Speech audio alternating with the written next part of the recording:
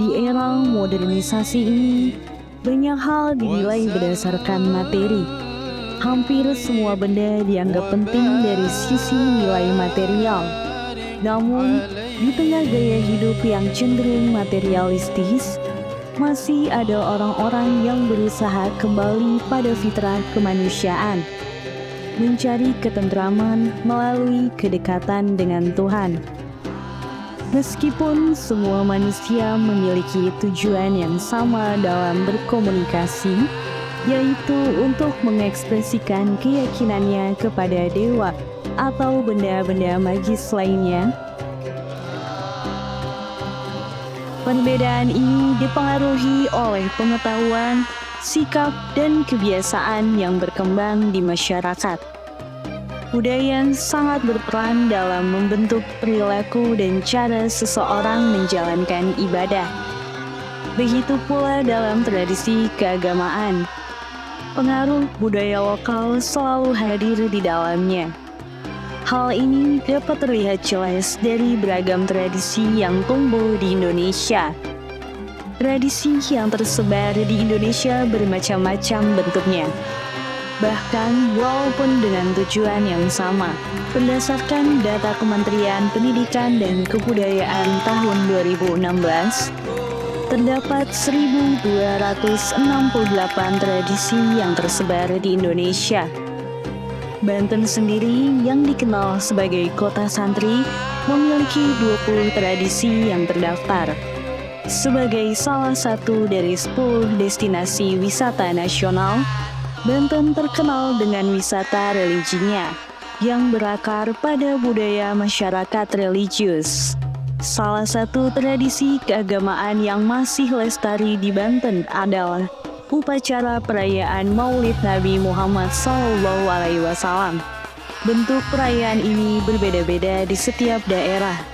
Ada yang hanya mengadakan pembacaan sholawat atau pengajian, ada pula yang melaksanakan pawai sembako.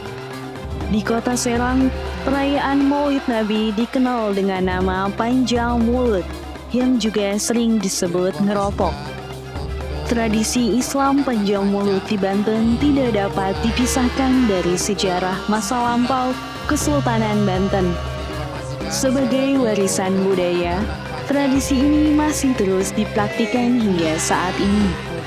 Islam sendiri diperkirakan masuk ke Banten sekitar tahun 1525 hingga 1526 Masehi melalui Sultan Syarif Hidayatullah.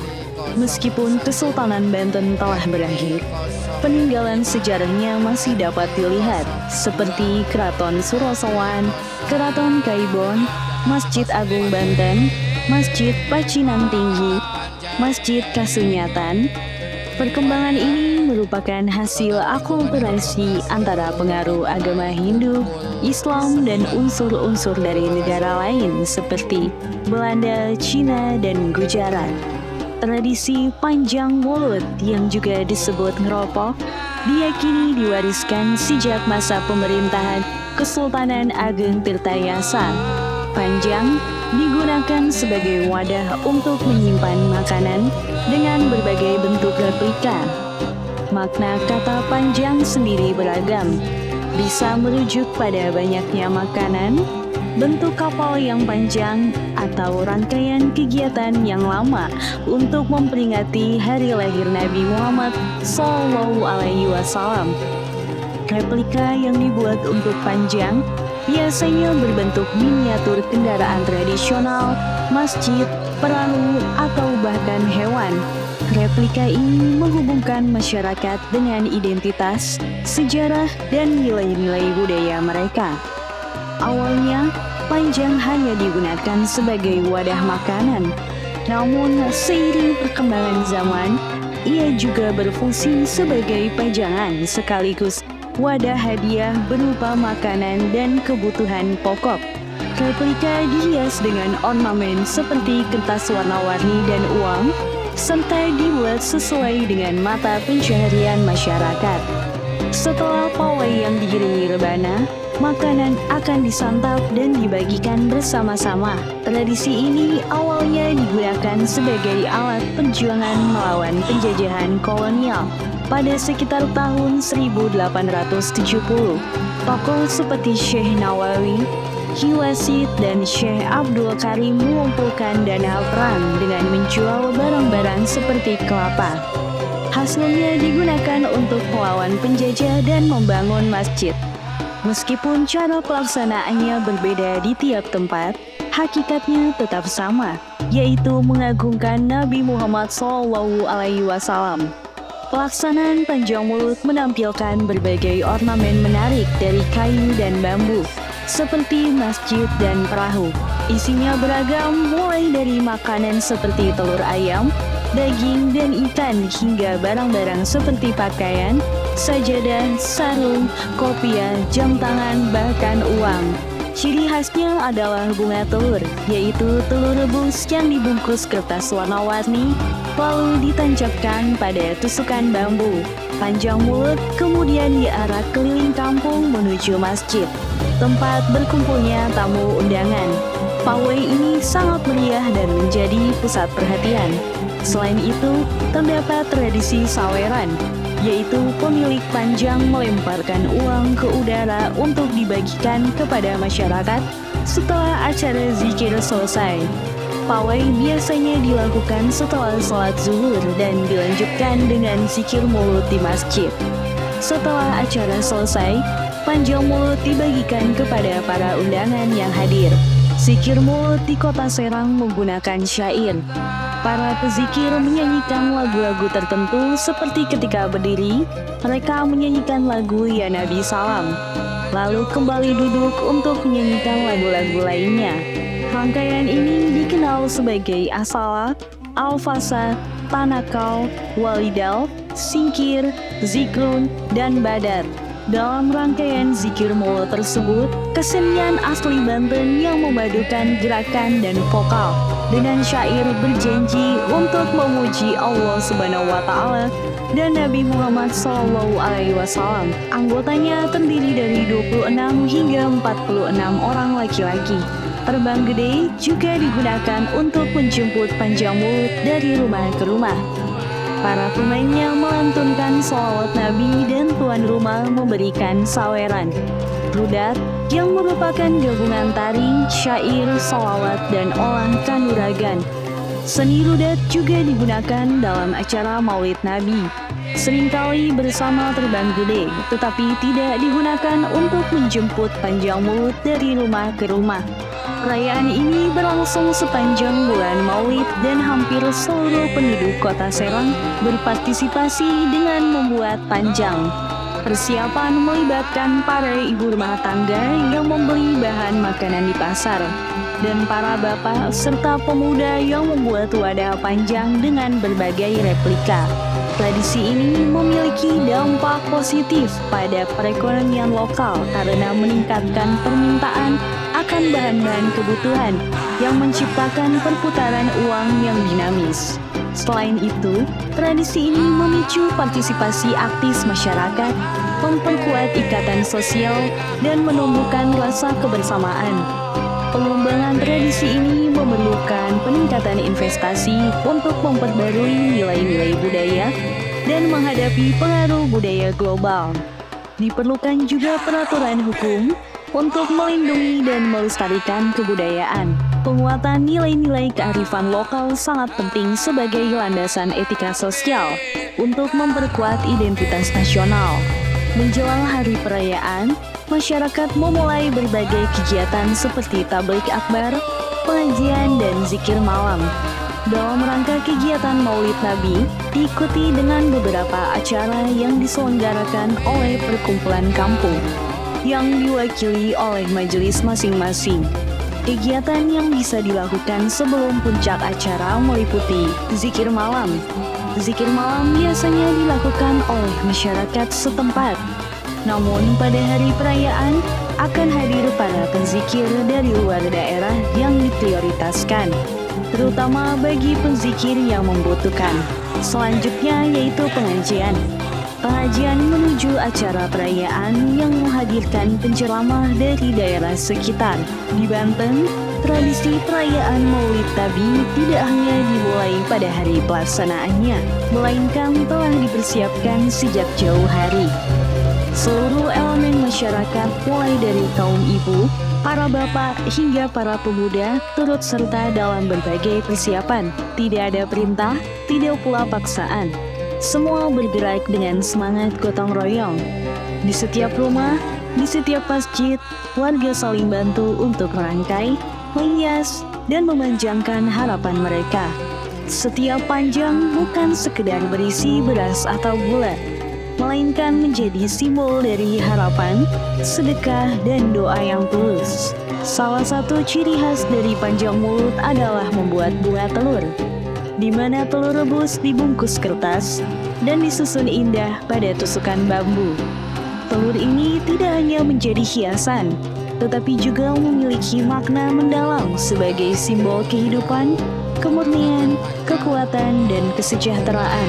Persiapan untuk perayaan Panjang Mulut di Banten yang menggambarkan kegiatan-kegiatan dari jauh hari sebelum acara puncak hingga menjelang hari H, seperti pembentukan panitia, di mana majelis-majelis di tiap kampung mulai membentuk panitia untuk mengatur seluruh rangkaian kegiatan. Selanjutnya, pengumpulan dana dan bahan, di mana warga mulai berdonasi, baik dalam bentuk uang maupun bahan baku seperti beras, gula, baju, serta perlengkapan sholat dan bahan lainnya yang akan digunakan untuk mengisi replika Panjang Mulut sendiri. Prosesi zikir maulid ini memiliki beberapa tahapan yang sakral. Zikir lengkapnya terdiri dari 5 bagian, yang di beberapa tempat di kota Serang, kini sebagian besar hanya menggunakan 2 bagian utama, di mana 5 bagian zikir lengkapnya meliputi as-salam. Pada tahap ini, seluruh masyarakat masih berada di rumah masing-masing untuk bersiap. Tanakol, zikir ini menjadi isyarat bagi masyarakat. Setelah zikir tanakol dimulai, barulah wadah panjang mulut dari rumah-rumah mulai diarak menuju area sekitar masjid. Selanjutnya, zikir ubudillah yang merupakan tahap zikir selanjutnya, dan zikir badat yang merupakan tahap zikir keempat. Selanjutnya, zikir ngadeg yang merupakan tahap terakhir yang paling sakral. Zikir ini menandai dimulainya proses pembagian panjang. Di masa lalu, wadah panjang terbaik akan diberikan kepada pezikir terbaik. Di beberapa tempat di Serang, hanya zikir as-salam dan zikir ngadeg yang masih sering dilakukan. Zikir ngadeg adalah inti dari perayaan ini. Selain sebagai prosesi pembagian wadah panjang, zikir ini juga menjadi momen penting untuk mendoakan anak-anak balita. Para tokoh agama dan tamu undangan akan melantunkan sholawat sebanyak 3 kali untuk memohon keberkahan dan syafaat agar anak-anak tersebut tumbuh menjadi pribadi yang lebih baik. Perayaan Panjang Mulut di beberapa daerah seperti Tanggul dan Cibeber sangat meriah karena memadukan 2 kegiatan utama. Arak-arakan merupakan prosesi pawai yang dilakukan oleh pemuda dan masyarakat biasa untuk mengarak wadah panjang dari rumah menuju masjid. Tradisi ini dianggap sebagai simbol euforia pengangkatan gelar Sultan di masa Kesultanan Banten. Pada saat yang sama, para tokoh agama, tokoh masyarakat, dan ahli zikir berada di dalam masjid untuk melantunkan zikir, memperingati hari kelahiran Nabi Muhammad SAW.